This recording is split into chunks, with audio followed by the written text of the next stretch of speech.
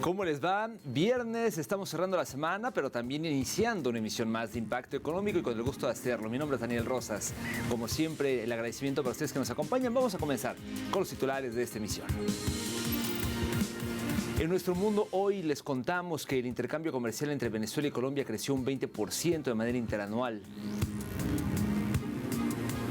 En nuestro expediente económico estaremos abordando cómo la economía de El Salvador se encuentra de capa caída, lo que ha repercutido en más pobreza y desempleo. En nuestro recorrido digital, en Argentina la inflación sube y baja el consumo. Vamos a hablar de esto y más. Comencemos.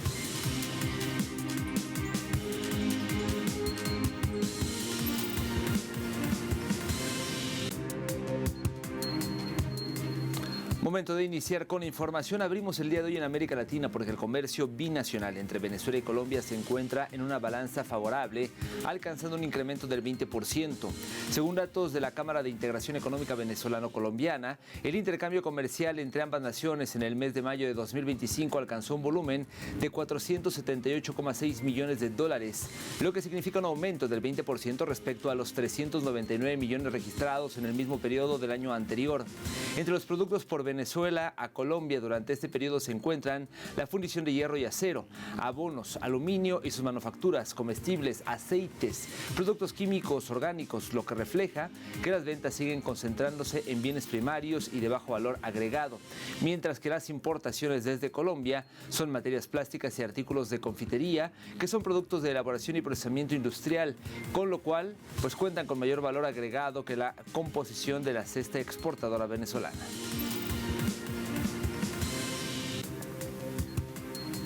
Vamos ahora al viejo continente porque la confianza de los inversores alemanes cayó tras el acuerdo comercial entre la Unión Europea y Estados Unidos del 15% de aranceles. Esto fue dado a conocer en un sondeo reciente de uno de los principales institutos de investigación económica de Alemania, la Alemania SIU. Informó que el índice de confianza económica del país cayó a 34,7 en agosto desde el 52,7 en julio. De la misma forma, este informe recalca que la confianza también se vio afectada por la contracción del 0,1% de la economía en el segundo trimestre, ya que la demanda estadounidense se desaceleró tras meses de anticipar las compras antes de la imposición de aranceles. Entre tanto, el índice de la situación económica descendió a 68,6 en agosto desde el 59,5 en julio, lo que marca un fuerte deterioro en la evaluación de la mayor economía en Europa. Y justamente el acuerdo arancelario entre Europa y el presidente Donald Trump lo han catalogado como injusto para la Unión. Esto fue expresado por Gabor Sismacia, investigador de la Universidad Nacional de Servicio Público. Escuchemos al académico. Europa es en realidad un aliado de Estados Unidos, pero ha acordado un acuerdo unilateral que beneficia principalmente a Estados Unidos. Ella, Ursula von der Leyen, se comprometió en asuntos que, estrictamente hablando, no caen dentro del ámbito de la Unión Europea, específicamente la compra de energía y armas de Estados Unidos e incluso la promesa de inversiones en Estados Unidos. Como mínimo, estos compromisos exceden su mandato, ya que tales decisiones deben ser tomadas por los Estados miembros individuales. El problema más importante es si estas promesas realmente se pueden cumplir, si se quedan cortos y no cumplen con las expectativas estadounidenses de Europa. Es muy probable que las negociaciones se reabran en el futuro. El primer ministro húngaro lo señaló.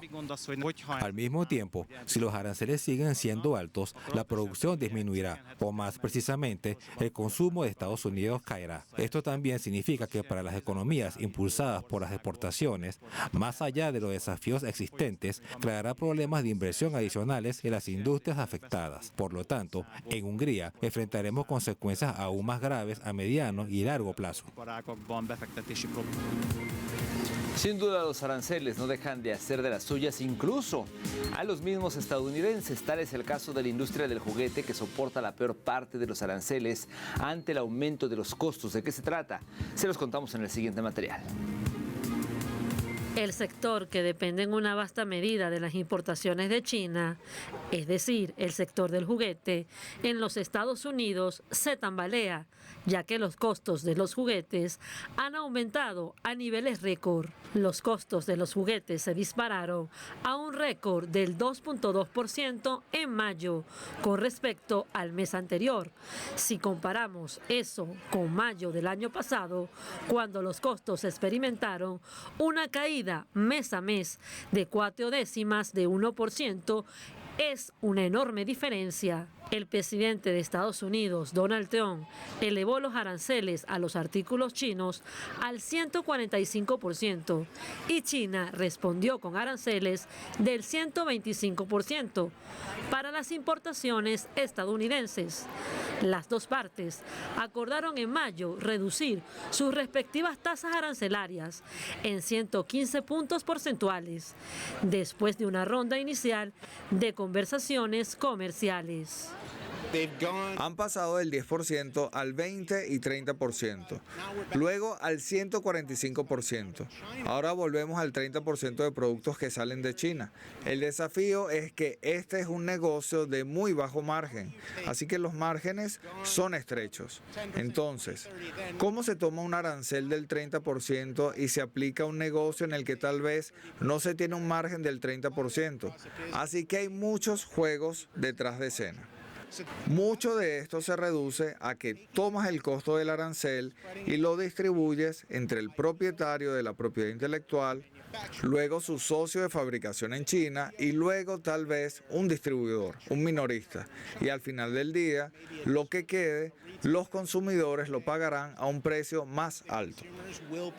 La política del tiempo de juego está pellizcando a los jugadores esenciales, es decir, a las compañías de juguetes estadounidenses.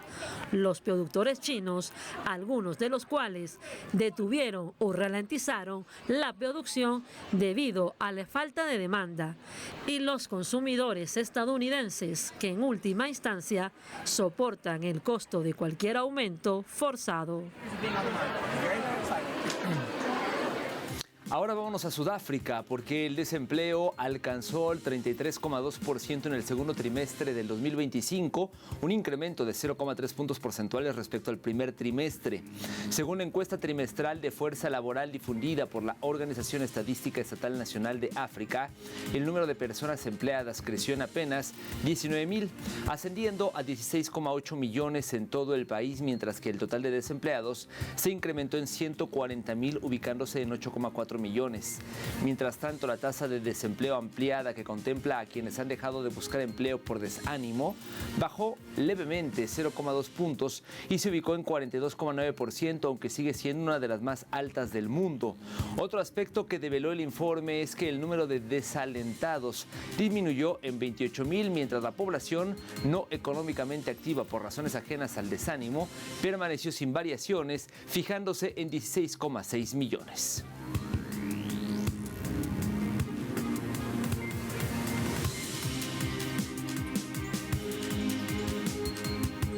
Permítanos hacer una primera pausa en esta emisión. Al regreso, como todos los días, estaremos presentándole nuestro expediente económico. Hoy abordaremos cómo la economía de El Salvador se encuentra de capa caída, lo que ha repercutido en pobreza, más pobreza y desempleo. Ya regresamos.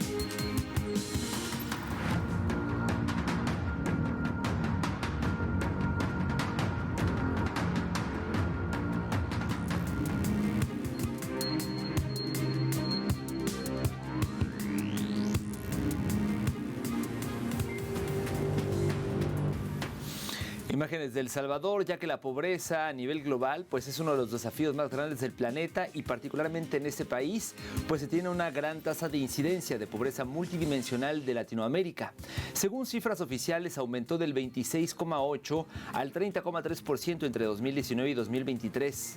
Lo que este país centroamericano enfrenta pues son grandes retos estructurales, como por ejemplo la baja productividad, deficiente capital humano, altos déficits fiscales y una deuda pública que alcanzó el 88,9% del Producto Interno Bruto al cierre de 2024.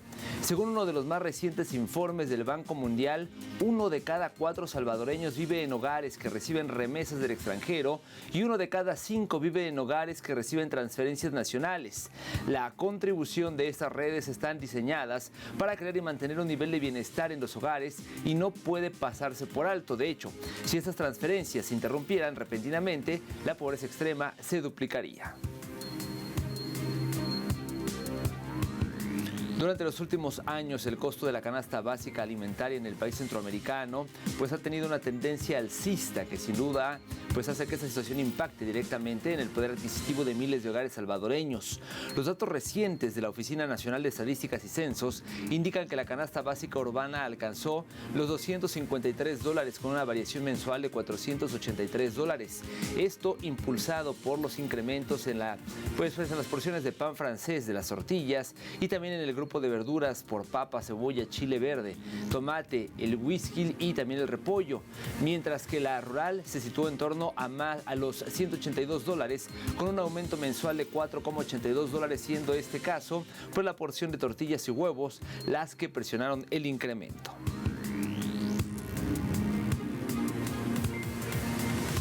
Erradicar la pobreza implica necesariamente mejorar la calidad del empleo y por ende de los salarios. El Salvador enfrenta problemas relacionados con la baja productividad, la composición sectorial de la producción y los desincentivos para el trabajo formal.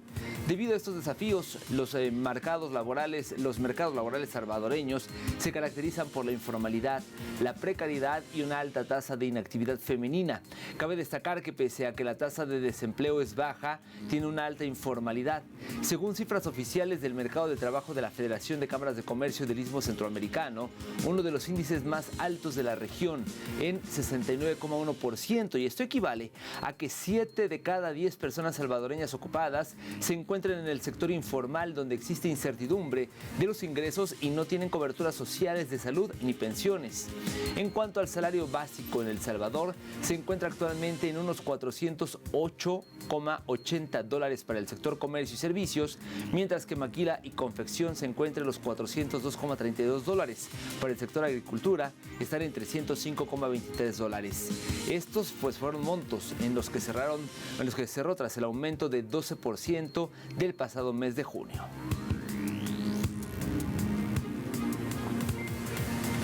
Una realidad a la que se le suma el pedido del Fondo Monetario Internacional al gobierno de El Salvador de subir impuestos a varios productos y servicios y suprimir plazas de empleos públicos, propuestas que según economistas impactarán en la golpeada economía de la población. Recibimos el informe de nuestro corresponsal, nuestro amigo en San Salvador, Roberto Hugo Presa. Acceso a la información pública. Ante una recaudación fiscal insuficiente, el Fondo Monetario Internacional propuso al gobierno un abanico de medidas económicas. El organismo mundial recomendó aumentar impuestos a productos como cigarrillos y bebidas alcohólicas, aplicar IVA a los servicios digitales y crear un impuesto verde para los gases contaminantes, entre otros. Lo que sucede es que las finanzas públicas no van bien. La recaudación hasta mayo, a pesar del gran recorte del gasto del gobierno, y de otra medida que ha tomado, la recaudación fue $7 millones menos de lo esperado, porque la economía no tiene dinamismo. Entonces el Fondo Monetario dice, bueno, usted ha recortado mucho gasto, pero la recaudación no va bien. Métale un impuesto a la población nuevo o aumente el IVA. El FMI recomienda además un ajuste fiscal que contempla medidas como la eliminación de la grasa del Estado y la reducción del gasto corriente. Esto, según este economista, se traduce en despidos de empleados públicos y reducción de servicios. El gobierno ya despidió 8.000 como parte del acuerdo, pero es insuficiente para el Fondo Monetario. Y también significa reducción de las compras públicas, que es un gasto corriente importante. Eso afectaría al sector privado, que es proveedor del Estado. Otra recomendación es que aplique de manera imparcial la ley anticorrupción. Expertos en temas económicos y dirigentes gremiales advierten que el aumento de impuestos y una nueva ola de despidos golpeará aún más la economía de la población. Esto es un grave retroceso, impacta negativamente no solamente en la calidad de vida de las personas despedidas, sino que también impacta en toda la economía de nuestro país. El tema de los subsidios habría que buscar la manera de que no se siga beneficiando a personas que no lo necesitan. Esa es una forma de reducir totalmente el gasto, totalmente de acuerdo con eso, pero tampoco desfavorecer a las personas que lo necesitan. Las gremiales sindicales han denunciado que el año pasado miles de empleados públicos fueron despedidos y si a esto se suma el cierre de plazas en el sector privado, la situación se vuelve más crítica.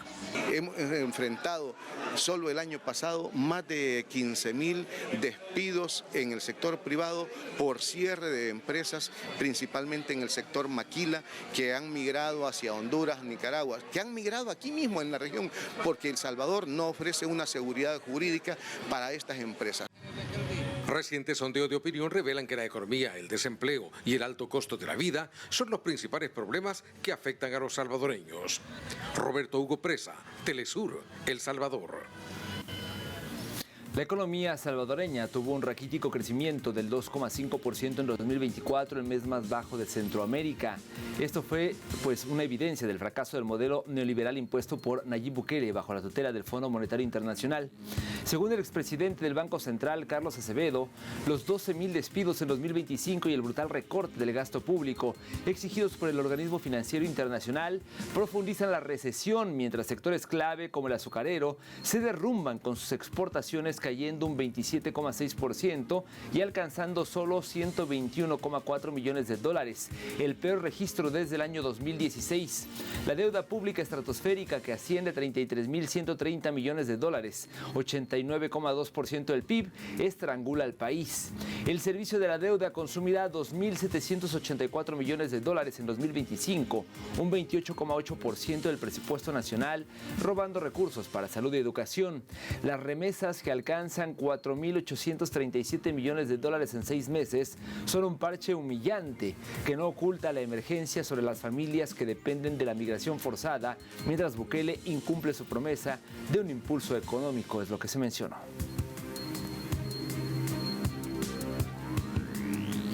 Permítanos hacer una segunda pausa y al volver en nuestro recorrido digital estaremos hablando de Argentina, en donde la inflación sube, pero también baja el consumo. Detalles cuando regresemos.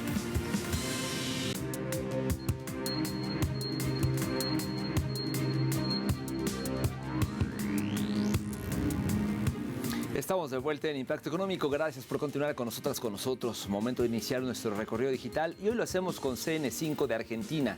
Reseña: inflación y consumo. Creció la tendencia de compras mayoristas para dividir y llegar a fin de mes. Dice esta información que luego de haberse conocido el dato de que la carne vacuna aumentó un 31,2% y la de pollo un 25% en lo que va de 2025, crece la tendencia de juntarse entre familiares, amigos y conocidos para comprar al por mayor y obtener mejores precios mientras el poder adquisitivo se reduce. En los primeros 7 meses del año, según un relevamiento del Instituto de Promoción de Carne Vacuna Argentina, la carne vacuna experimentó un aumento superior al 31%, mientras que el pollo subió por arriba del 25%. El incremento acumulado de los últimos 12 meses fue de 58,2% para la carne vacuna y 51,7% para la de pollo. Avanzamos con Europa Press, que nos muestra en su titular: el PIB de la zona euro frenó su expansión al 0,1% en el segundo trimestre. El crecimiento del Producto Interno Bruto de la zona euro se desaceleró en el segundo trimestre del año al 0,1%, coincidiendo con la fase más aguda de tensiones comerciales frente a la expansión del 0,6% observada en los primeros 3 meses de 2025, según ha confirmado este jueves la Eurostat. Por su parte, las últimas proyecciones macroeconómicas del Banco Central Europeo contemplan que el crecimiento de la zona euro será en promedio del 0,9% en 2025 y del 1,1% en 2026, así como del 1,3% para el año 2027.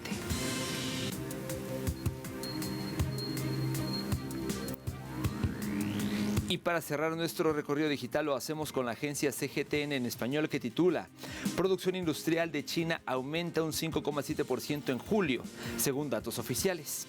Dice la nota, la producción industrial se utiliza para medir la actividad de grandes empresas, cada una con un volumen de negocios anual principal de al menos 20 millones de yuanes, es decir, unos 2,8 millones de dólares. El análisis de los datos reveló que en julio la producción del valor agregado del sector manufacturero aumentó un 6,2% interanual, mientras que la del sector minero creció un 5%. La producción del valor agregado del sector de producción y suministro de electricidad, calor, gas y agua aumentó 3,3%. Asimismo, entre enero y julio, la producción de vehículos de nueva energía, circuitos integrados y robots industriales aumentó un 32,9%, un 10,4% y un 32,9% interanual, respectivamente.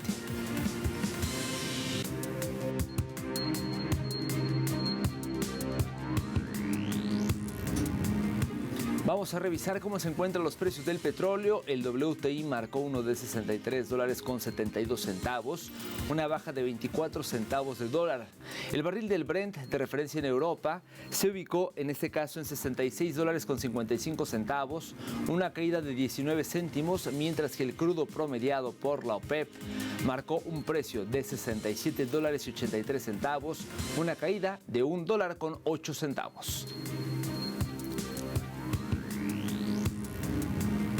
Llegamos así al final de esta emisión y al final de la semana. Gracias por el favor de su compañía. Recuerde que en telesurtv.net, que es nuestro portal, está toda la información a su disposición y que puede estar pendiente de más a través de nuestras comunidades de Telegram o de WhatsApp, que nos encuentra en Facebook, TikTok, Instagram, en YouTube, en Dailymotion y por supuesto en X. Nuestras cuentas @TelesurImpactoE y @DanielTelesur. Estamos en contacto. Por favor, tengan un maravilloso fin de semana y nos vemos la siguiente semana con más de Impacto Económico. Hasta entonces.